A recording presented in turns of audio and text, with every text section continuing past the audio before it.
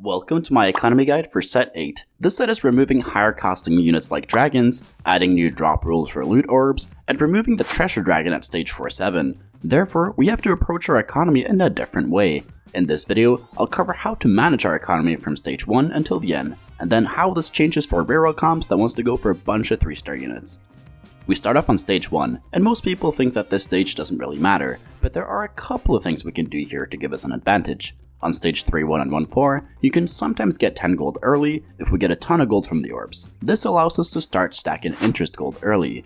This is important as the earlier you hit 10 gold, the earlier you hit 20, 30, and eventually 50 gold. If you get ahead of everyone else in terms of generating interest gold, you will get to the higher levels faster, resulting in 2-star forecasts and legendaries before everyone else. It also allows you to hold more pairs and potentially hit more 2-stars in the early and mid game as well. On stage 1-4, we have our first major decision, where we can choose to pre-level to 4. We do this by buying 4 XP to be 4 out of 6 XP. Since we get 2 XP naturally every single turn, we start stage 2-1 by being level 4, and therefore we also get a level 4 shop. This allows us to see 3-cost units, which opens up more synergies like Mech Prime and Aegis in the early game. The downside of pre-leveling is that we lower our odds of hitting 1-cost units, and it will also take us longer to hit 10 gold. Additionally, we also have less money to work with, as we need to spend 4 gold to buy the XP.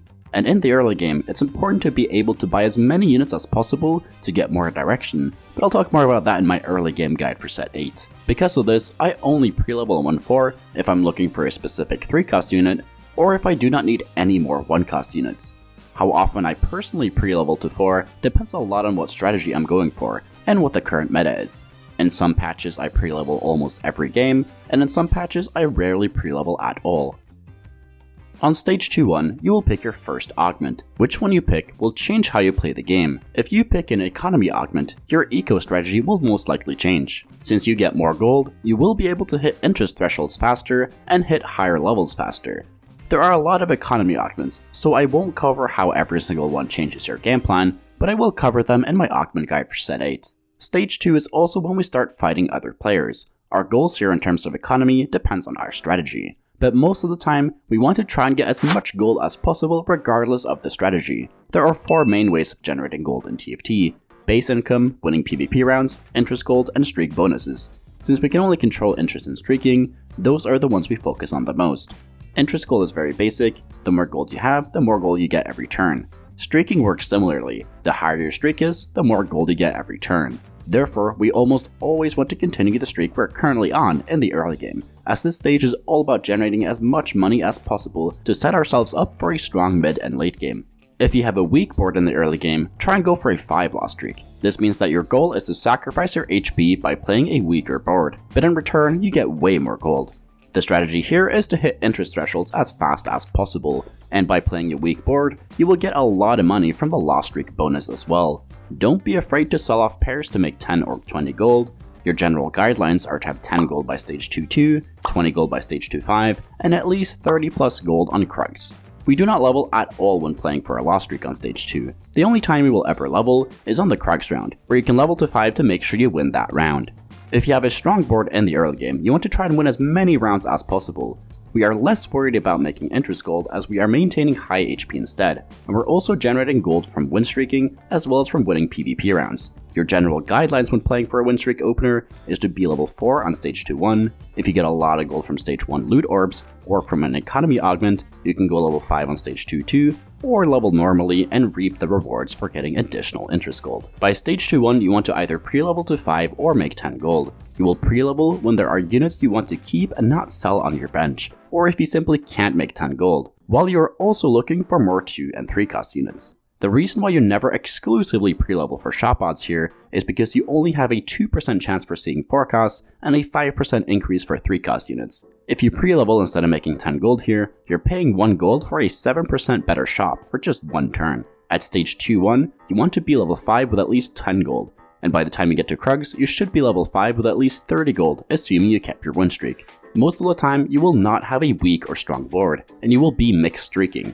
The most important thing to do in that case is to play towards your current streak. This means that if you start off by winning the first round, you try and win as many consecutive rounds as possible. Once you lose, you will generally try and lose the next rounds as well. In these situations, your general guidelines is to be level 4 on stage 2-1, make 10 gold by 2-3, level to 5 on 2-5, and if you're still on a win streak, have at least 30 gold by Krugs. Another way to approach the mixed streak is to not level on 2-1 and then buy as many champions and pairs as possible. This way you're increasing your odds of hitting 2-star units, which are crucial to winning rounds on stage 2 and beyond. This will result in you starting off with a loss streak most of the time, but you will stay patient and keep building your board strength up by hitting 2-star units. And once you win a round, you should be strong enough to win the rest of the early game rounds, as you have hit a ton of your pairs. There is a lot more complexity behind win, loss, and mixed streaking in the early game, so if you want to learn more, check out my early game guide that will be linked in the playlist below. A final note is that you can always force a loss streak, but you can't reliably force a win streak, so keep that in mind before picking a strategy. The mid game starts on stage 3. Much like on stage 2, we want to keep playing into our streak, but here we start taking more damage, so we have to be more careful. Your playstyle from here depends on your current streak, your HP total, your current board strength, and most importantly what comp you're planning on playing. Your strategy will depend a little from comp to comp, but most comps want to get to level 8 to achieve 2-star forecasts and some legendaries on the board. Some comps have to roll at level 8 as they are running very expensive units, and some can get away with rolling at level 7 as running less expensive units. If you are win streaking, you can go level 6 on stage 3-1, this is to put in another unit to maintain our streak. Since stage 3-1 is on a bad interval, you have to pay 4 extra gold on this turn to level. If you wait until stage 3-2, it will be 4 gold cheaper since you get 2 XP naturally every single turn. Because of this, it's pretty expensive to level to 6 on stage 3-1, so I only level here if I'm on a win streak, and I want to stay above 30 gold after leveling. On stage 3-2, it is very common to be level 6. The only times you don't level to 6 here is if you're loss streaking and planning on rolling at level 7 instead, if you drop below 30 gold after having leveled to 6, if you have nothing good to add in and you do not want to roll, how often you level to 6 depends on the comp you're playing and what the meta is, but most of the time it's correct to level to 6 on stage 3-2 as long as you stay above 30 gold. On stage 3-2 you can also roll at level 6. This is done in a couple of scenarios: if you are win streaking and need to get a little stronger to maintain the streak, if you are loss streaking and now you want to power spike and start win streaking, if you're sitting on multiple pairs, or if you're looking for multiple units that would power spike your board. By rolling through a couple of shops, we will often hit the 2-stars or synergies needed to keep the win streak. And if we're sitting on multiple pairs, we have a lot of potential power sitting on our bench, and if we don't utilize that, then we will often be taking more damage than necessary. How much gold you should spend before rerolling depends on the comp you're playing, but generally speaking, you never want to roll lower than 20 gold, as it takes a long time to get back up to 50 gold if you dig that deep. On stage 3-5 we can level to 7, much like on 3-2, only do this if you're staying above 30 gold after leveling. The reason for the 30 gold amount has to do with the opportunity cost. If you drop from 50 to 30 gold, you lose that on 2 gold, next turn you will only lose 1 gold as you hit 40 gold, and then you'll get to 50 gold on the next turn. In total, you're only paying 3 gold to put in an extra unit, and also to see 2 level 7 shops instead of level 6 shops. But the only times you will have enough gold to level to 7 on 3-5 is if you have been heavy win streaking or loss streaking throughout the entire game to that point, or if you picked an economy augment on either stage 2-1 or 3-2. Much like on stage 3-2, you can decide to roll on stage 3-5. The times I roll on stage 3-5 is if I've been loss streaking for the entire game and I'm looking to turn it around into a win streak, which is also known as the level 7 all-in, or if I'm win streaking and I need to hit a couple of pairs to maintain the win streak, just like on stage 3-2. Once you get to stage 4, the late game begins. People start getting low on HP, and you will take even more damage here. On stage 4-1, you want to be level 7, and from here it's all about figuring out whether you want to roll level 7, or if you can go for a fast 8. This depends a lot on what comp you're playing and the overall situation in your lobby, but here are some general guidelines. You want to roll down at level 7 if you're 70 HP or lower, your board is weak compared to the rest of the lobby, you're looking for a 3 or 4 cost carry, your team is not reliant on any legendaries, if many other players are also rolling down on stage 4-1, and most importantly, if you don't have enough gold to do a level 8 roll down next turn on stage 4-2. You will usually only be able to do that if you got a ton of gold from PvE rounds, if you picked an econ augment, or if you've been heavy win or loss streaking throughout the entire game. If you have around 70 to 60 HP, you're most likely not one of the stronger players in the lobby, since others are likely to roll at stage 4-1, you will take a lot of damage. The worst case scenario is that you take 10 to 15 damage in the next 3 turns, resulting in you being close to 30 or even 20 HP at stage 4-5, which is the stage where you will level up to 8 if you're doing a fast 8 strategy. Again, these are just general guidelines, so feel free to experiment and break these rules in different situations, but if you are a newer player, I recommend you follow these rules until you get a better overall understanding of the game. If you decide you want to roll level 7 on 4-1, you generally want to roll down to around 10 to 20 gold. This is so we have enough money to go to level 8 later in the game. The only times you keep rolling past this threshold is if you're still weak after having rolled down, or if you are incredibly low on HP, typically 40 or less. In those scenarios, you might be stuck donk rolling at level 7 for the rest of the game, until you hit your 2 stars, meaning you're rolling to 0 gold every turn in order to not bleed out and go to 8th place.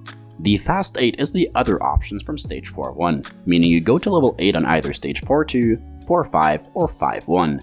Which one of these you go for depends on your HP and your gold total. In general, you need at least 30 to 40 gold to hit a decently strong board at level 8, so if you are below 30 gold after leveling to 8, you generally want to wait a couple of more turns until you have more gold to work with. Therefore, do not go to level 8 until you have at least 30 to 40 gold to roll with after having leveled to 8.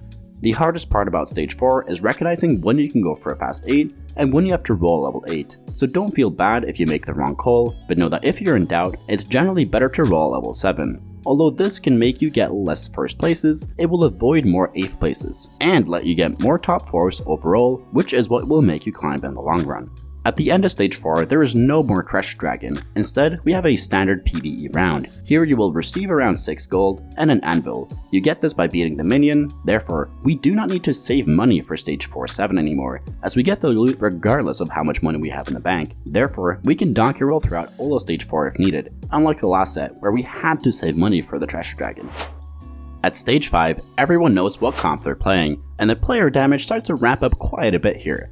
Already on stage 5-1, a lot of players are all-inning for their comps, meaning they're rolling to 0 gold in order to hit everything they need for the comp. Therefore, we want to level to 8 on this stage if we have not done so already. From there, you will almost always roll to hit everything in your comp as well, so be aware of your comp's ins and outs before rolling here, as you will be offered a lot of different directions. Another option is to level, but not roll and go for a fast 9, but that requires you to have high rolled for almost the entire game, and it's not something you can pull off often. A fast 9 is the same as a fast 8, but instead you're looking to go level 9 before you roll. If you want to fast 9, the goal is to go level 9 on either stage 5-5 or 6-1 depending on how much gold you have. And in those scenarios, you're rolling for a 2-star legendary as your main carry, and you will also be using legendaries as your main tanks as well. All of that is expensive to buy, so if you are doing a fast 9, you need to have enough money to actually hit 2-star legendaries after having leveled, meaning you need at least 40 to 50 gold or more after having leveled to 9. It's expensive and hard to do, so I would stay away from this strategy unless you are an experienced player. Now let's go over how the economy management differs when playing reroll comps that want to go for 3-star units. Your strategy depends on whether you are 3-starring 1-cost units, 2-cost units, or 3-cost units. All reroll comps use a slow roll strategy, meaning that you're rolling down to 50 gold every single turn at a certain level interval. Getting a lot of 3-star units costs a lot of gold. Therefore, we need to maximize our gold income, and by maximizing interest gold every single turn by staying above 50 gold, we're doing just that. For 1-cost units, we will be slow rolling at level 4 and 5, but mostly at level 5. Because of this, we do not level at all in the early game, since we want to always have the best shop odds for 1-costs possible. As you can see, the odds get worse and worse for 1-costs as you level up. You can also hyper roll if you're only looking to 3-star one 1-cost champion, but you will only do that if you have 6 or more copies of that champion on stage 3-1. If not, you slow roll above 50 gold. In the early game, you will often lose streak in addition to selling off units to make interest gold faster. This will skyrocket your gold count and let you achieve 50 gold much faster. The only downside is the HP you're losing, but it's worth sacrificing as we get a large power spike once we hit. Once you hit all your 3-star 1-costs, your game plan depends entirely on the comp you're playing, but for most comps, you want to push to as high of a level as possible after that, which is usually going to be level 8. If you're 3-starring 2-cost units, you want to slow roll at level 6. The early game strategy is to save up as much gold as possible so we can start slow rolling faster. This can often be paired with a 5 loss streak, but since we are looking to 3-star 2-cost units, we can also level and play aggressive in the early game, as the 2-cost odds only go up until level 6. The goal is to be level 6 with 50 gold or more by stage 3-5 at the latest. From there, slow roll at level 6 until you hit the 3-star units. And once you hit all your desired 3-star champions, the game plan depends on your comp, but for most comps, the game once again is to push to as high of a level as possible. If you are 3-starring 3-cost units, the game plan is very similar as 3-starring 2-cost units. You can play the early game however you want, and the mid game however you want. The goal is to be level 7 with 50 gold or more at stage 4-1 at the latest. From there, you slow roll for 3-star units. Usually you will not hit until stage 5, but in general, you will have to all in and roll until you hit 3 stars around stage 3-5 to 5-5, as people will be insanely strong on stage 5, and we can't sacrifice our HP during most of these rounds. And once you hit all the 3 stars, the game plan once again depends on the comp you're playing. Thank you so much for watching. If you learned something, please leave a like and subscribe to the channel. If you want cheat sheets for any of my comp guides, they're available for YouTube members and patrons, and links to those are down in the description. And if you want to get better at TFT, join the Discord. We got over 9,000 other players there who are hungry to climb. And if you want to get coached by me, the information is over on the Discord server as well. So take care and see you in the next video.